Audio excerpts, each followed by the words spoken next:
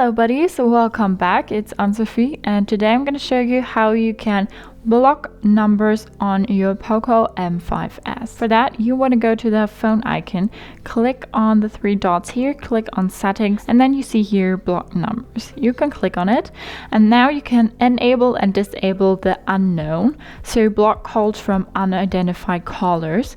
You won't receive calls or texts from blocked numbers, so unidentified callers cannot reach you anymore. You can also add a specific number if you have someone you want to block, so you can then put in the phone number and say block. Then this person won't be able to reach you anymore.